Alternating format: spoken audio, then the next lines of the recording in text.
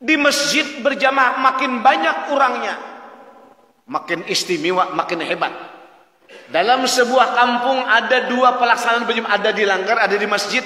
Mana yang kita datangi, ke masjid kah, ke manakah? Yang paling bagus adalah datangi yang paling banyak jamaahnya. Lebih abdal dan itu lebih kuat, lebih istimewa, lebih bagus.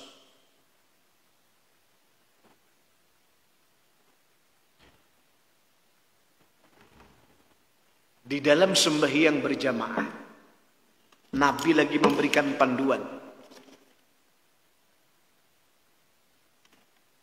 Di dalam berjamaah itu ada imam, ada makmum. Yang pertama, imam. Menurut kriteria Nabi, menentukan pilihan siapa yang harus jadi imam dalam salat berjamaah. Ya ummul qaum aqra'uhum li kitabillah. Pertama, orang yang paling utama jadi imam adalah orang yang paling qari, orang yang paling mengerti tentang Al-Quran.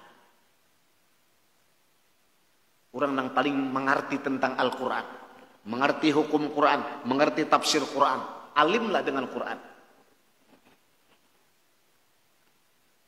Batib, ilmu alim. Pain kanu fil qiraah sawa. Ternyata dalam jamaah itu bacaannya sama pada alim, sama pada mengerti tentang hukum Quran, sama pada mengerti tentang tafsir. Maka fa'alamuhum bisunnah. Lalu yang kedua, karena sama ini, ilmunya sama jamaah yang lain ini. Maka yang jadi imam siapa? Orang yang paling alim, yang paling mengerti tentang sunnah Nabi. Itu yang diutamakan jadi imam. Fa'in kanu fi sunnatis sawa. Kalau ternyata di antara jamaah ini nih, mungkin berdua bertiga, sama alimnya, sunnah mengertinya, hadis Nabi pahamnya, maka fa'aqdam hijratan, maka diutamakan untuk nang jadi imam adalah siapa nang paling berdahulu tinggal di kampung itu. Siapa nang paling berdahulu hijrah ke tempat di situ?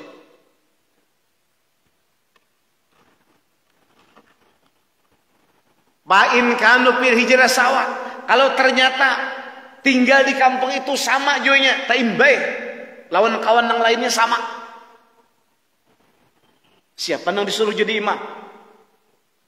Siapa? Hah? Nah, ujar Nabi, fa'aqdamuhum sinnan. Maka yang diutamakan adalah orang yang paling tua. Orang yang paling tua. Siapa yang paling tua di antara jamaah itu?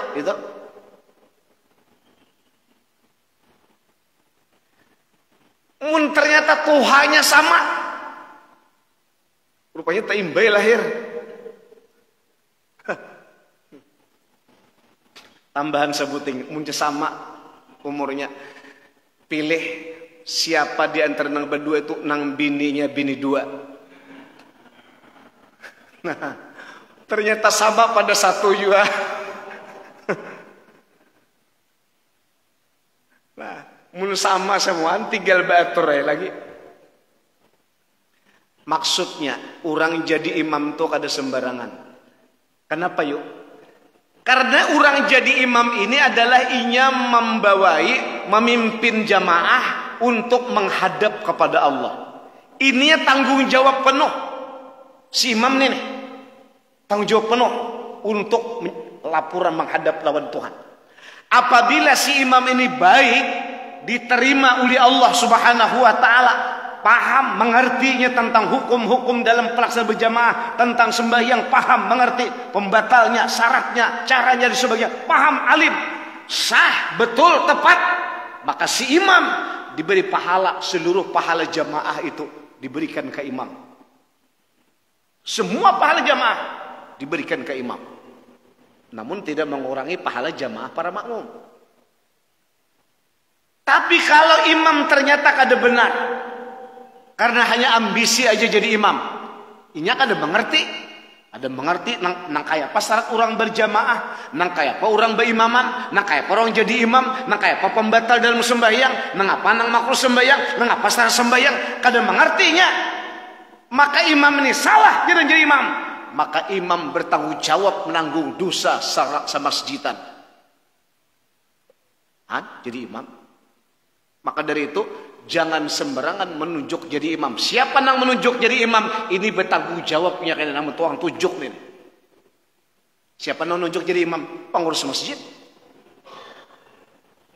Nah, artinya harus betul, karena ini urusannya adalah masalah bertanggung jawab di hadapan Allah Ta'ala. Nah, itu masalah jadi imam. Dan di dalam berjamaah, imam bertugas sebelum ia memulai pelaksanaan sholat berjamaah. Tugas imam yang pertama ma'atur saf. Ma'atur saf. Jangan sampai safnya ada nang kosong, renggang, ada celah. Jangan sampai. Nah, itu tuh maka ujar imam, sawu sufufakum fa inna tasisufuf min tamamis shalah. Sawu, luruskan saf. Karena itu adalah bagian kesempurnaan salat yang masih kosong supaya diisi. Karena apabila saf itu ada celah bisa dimasuki, lalu dibiarkan aja. Padahal andai kata masuk bisa, maka di situ akan ada syaitan yang seperti anak kambing bertinggir di saf itu. Dan siapa yang memasuki saf yang kosong, inya maju, ujar Nabi, man paraja purjatan pisapet. Man paraja, siapa yang menutupi memasuki saf yang kosong, rafa'allahu darajatahu, Allah mengangkat derajat si makmum itu karena inya menutupi memasuki saf yang kosong, diangkat derajatnya, dimuliakan oleh Allah Subhanahu wa taala. Hadis riwayat ini mengatakan, siapa yang memasuki saf yang kosong, maka gupiralah orang ini si makmum diampuni oleh Allah Subhanahu wa taala. Nah, jadi untuk melihat-lihat saf yang menenang kosong itu mestinya lebih perhatian. Perhatian. Dan saf yang terakhir jangan sampai di belakangnya juga sendirian. Jangan sampai sendirian. Minimal berdua. Karena bila safnya sendirian di belakang, bahasa orang Banjar menyauranganan, lapang aku aja kada panas di belakang. Saurangan naik besapnya, maka orang itu kada dapat nilai ibadah berjamaah. Kada dapat pahala berjamaah. Kenapa? Sendirian di belakang. Mestinya inya masuk ke dalam saf bakajal, bahasa Banjar bakajal, muat aja bakajal. Kalau memang kada memungkinkan dia untuk bakajal masuk ke dalam saf, maka tarik nang di muka untuk mengawani inya supaya inya bakawan berdua. Dan inya berdiri di mana? Di sebelah kanan saf. Sebelah kanan saf. Kenapa? Karena ujar Nabi Kama qala sallallahu alaihi wasallam, innallaha wa malaikatahu, sesungguhnya Allah dan para malaikat memberikan doa khusus kepada saf nang di sebelah kanan. Jadi saf sebelah kanan itu istimewa. Sama dengan saf nang di paling di depan. Innallaha wa malaikatahu yusholluna 'alas saffil awal, sesungguhnya Allah dan para malaikat, Allah memberikan rahmat kepada saf yang ada di depan, dan para malaikat selalu memberikan doa khusus kepada saf yang paling di depan. Jadi saf dari pendepan itu mestinya berebut. Kenapa? Lebih afdal, lebih utama, lebih banyak pahalanya, lebih istimewa. Dan orang yang dalam solat berjamaah, qala ba'du salaf, apabila orang itu berjamaah, maka nazara,